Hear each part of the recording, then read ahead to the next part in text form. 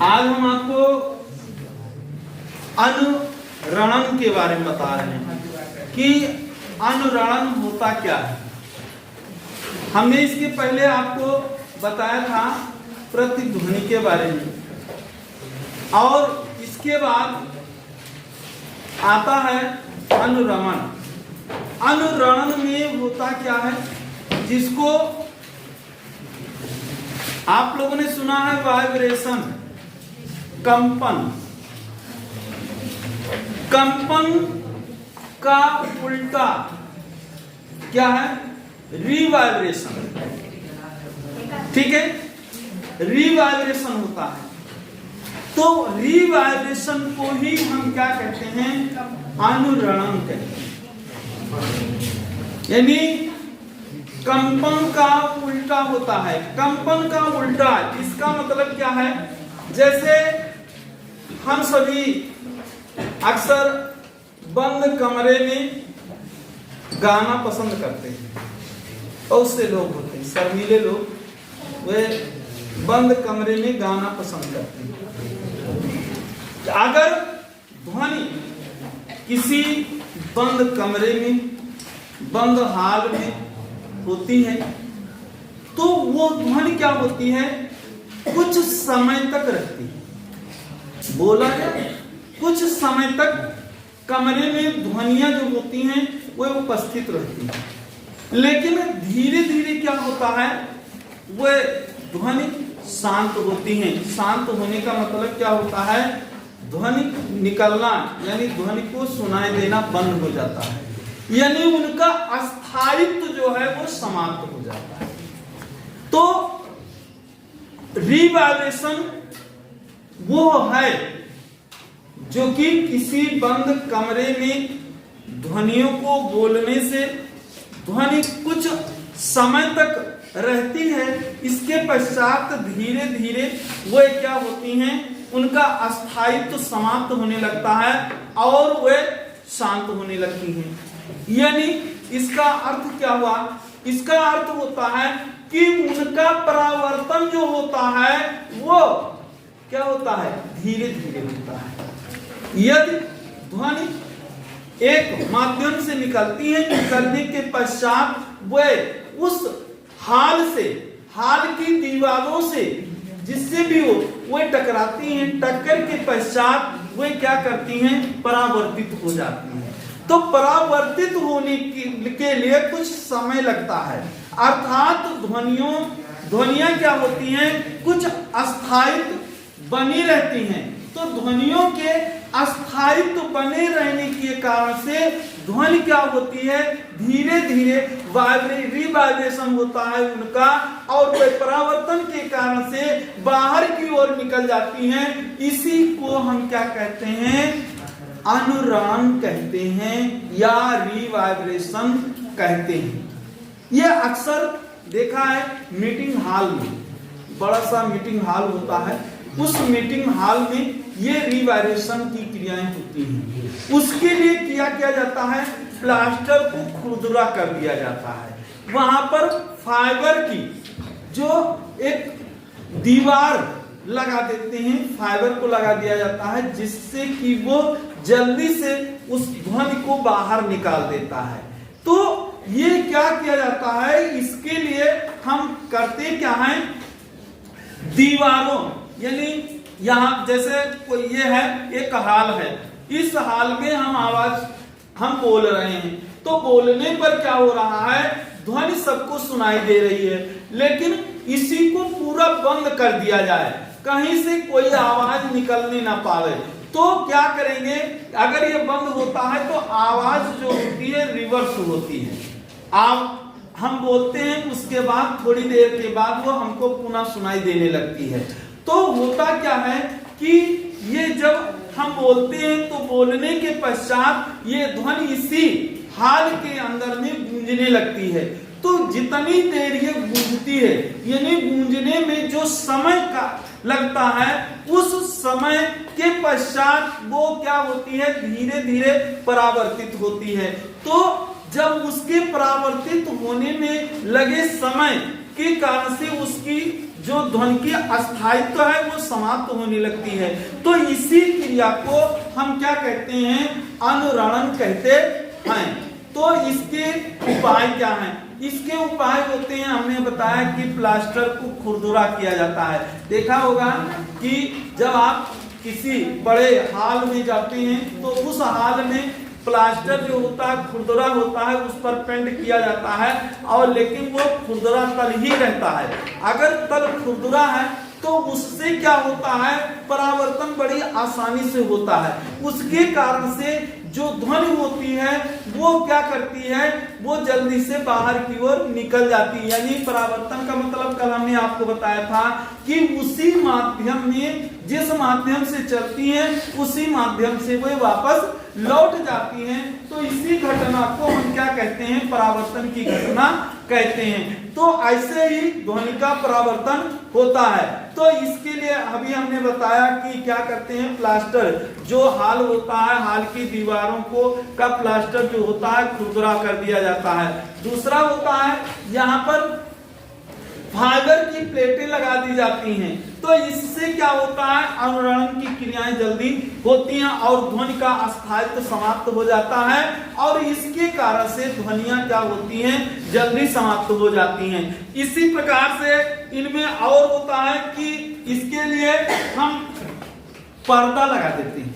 क्या किया जाता है, पर्दे भी लगाए जाते हैं। पर्दे लगे होने के कारण से ध्वनि क्या होती है, उनके द्वारा जल्दी से बाहर की ओर निकल जाती है। तो ये क्रिया क्या कहलाती है, अनुरणन की क्रिया कहलाती है।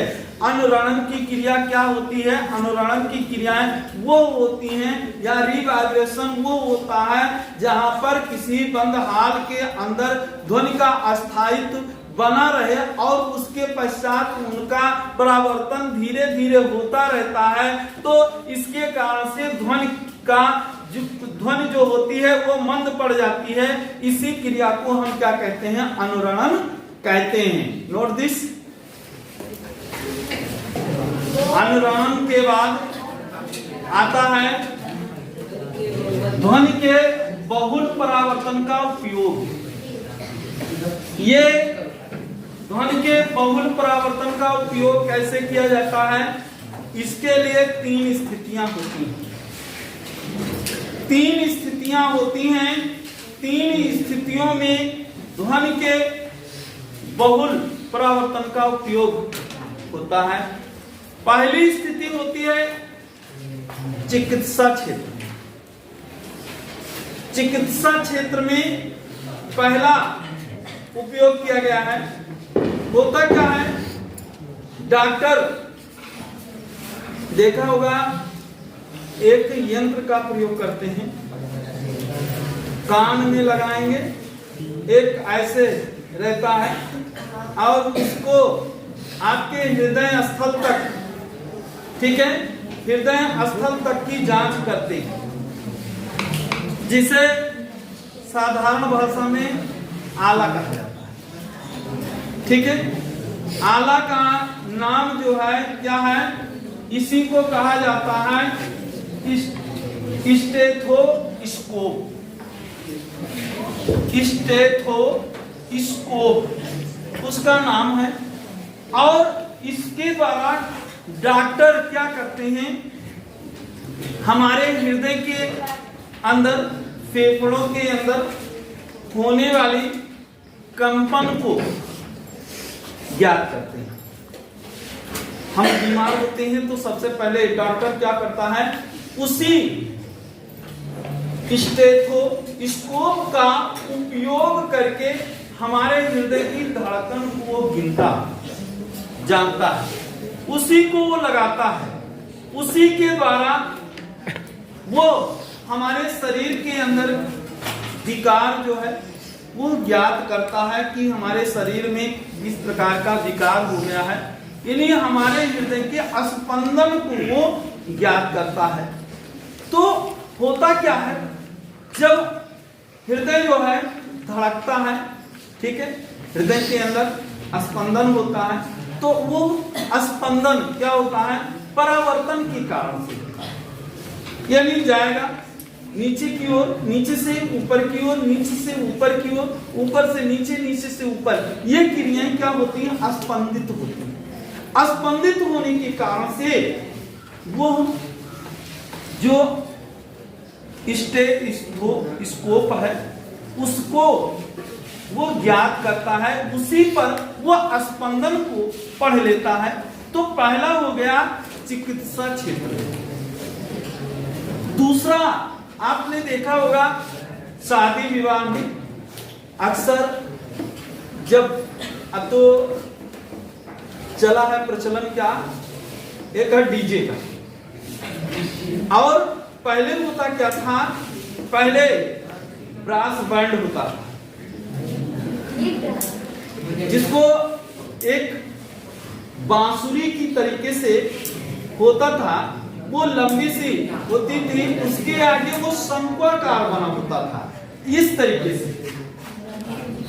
एक ये पार्ट है और इसका ये पार्ट इस तरीके से बना होता था ऐसे।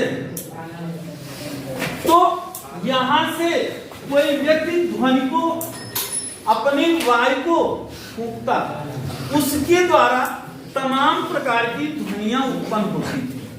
इसको हम क्या कहते हैं? तुर्रा कहते हैं। तुर्रा, शहनाई, शहनाई होती है, बड़ी सी होती है, बजाते हैं टे टे टे, तो ये होती है। और इसी तरीके से एक बड़ा सा और होता है, बड़ा सा यंत्र, वाद्य यंत्र ही है। ये होता क्यों है? ये जब इसको हम फूंकते हैं तो इसके कारण से ध्वनि उत्पन्न होती है। ये ध्वनि सीधी रेखा में जाती है, ये नहीं कि इधर उधर जाएगी, फैलेगी नहीं। पहले क्या होगी? अपने सामने जो प्रेक्षक होगा उसके कान में पहुंचती है, तब वो जाकर के कुछ दूर पर फैलती है। तो होता क्या है, इसमें भी जब ध्वनि को यानी वायु को इसमें प्रसारित किया जाता है, तो वायु को प्रसारित करने पर इसमें भी क्या होगा? परावर्तन होता है। क्या होगा? परावर्तन होता है। परावर्तन के कारण से इसमें ध्वनियां लड़ती हैं, यानी ये तल से, ऊपर की तल से टकरा करके नीचे की तल पर आएंगी, नीचे से ऊपर की ओर जाएंगी, पुनः ये बाहर की ओर प्रसारित होने लगती है। तो इस प्रकार से ये क्या है? परावर्तन का उपयोग होता है। यानी पहला हुआ चिकित्सा क्षेत्र में बहुल परावर्तन का उपयोग, दूसरा हुआ कहां पर? वाद्य यंत्रों में। वाद्य यंत्रों में क्या हुआ? परावर्तन का उपयोग हुआ। अब तीसरा उपयोग क्या है? तीसरा उपयोग होता है मीटिंग हॉल में। ठीक है, मीटिंग हॉलों में होता है, जहां पर हम किसी चीज के बारे में विचार विमर्श करते हैं। ऐसे मैरिज हॉल में होता है, वहां भी बड़ा सा होता है, वहां भी वही प्रक्रिया होती है कि ध्वनि क्या होती है, वो जब हम बोलते हैं तो वो तलों से टकरा करके पुनः वापस लौट आती है। इसी प्रकार से देखा है कि अगर हम एक कमरे में होते हैं तो कमरे में अगर वो कमरा ब्लॉक है, हर तरफ से बंद होता है, तो वहां भी ध्वनि को बोलते हैं तो क्या होती है? ध्वनि वाइब्रेट हो जाती है, यानी वो क्या होती है? कंपित होती है। कंपन के द्वारा वो तल से टकरा करके दीवारों से, छतों से, खिड़कियों से, जब खिड़की बंद होती है तो उनके तलों से भी टकरा करके वो बाहर की ओर निकल आती है। तो ये क्या होता है?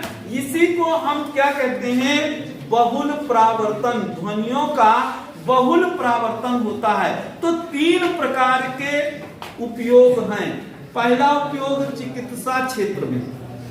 पहला उपयोग कहाँ है?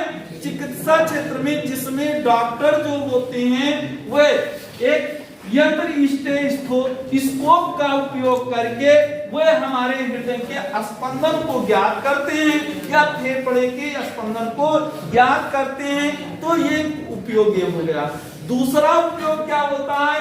वाद्य यंत्रों में। ठीक है, वाद्य यंत्रों में जब ये वाद्य वाद्य यंत्र किस आकार के हों, चाहे शंक्वाकार हो, चाहे बेलनाकार हो। बांसुरी देखा है ना, बांसुरी कैसे आकार की होती है, बेलनाकार होती है, ठीक है।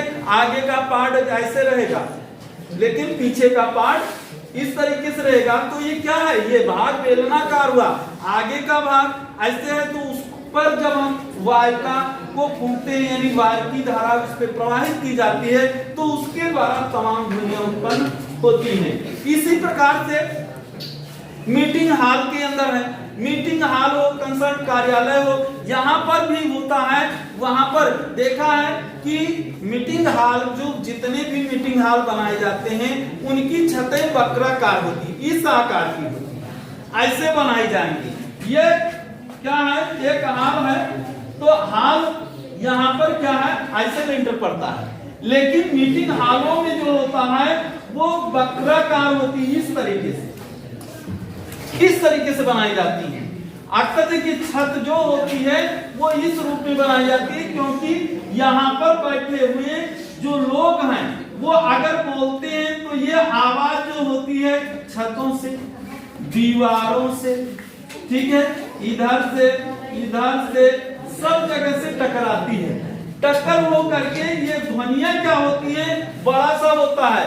एक आदमी बोलता है आवाज क्या होगी, बड़ा सा हाल है तो उसमें आवाज कम पहुंचेगी।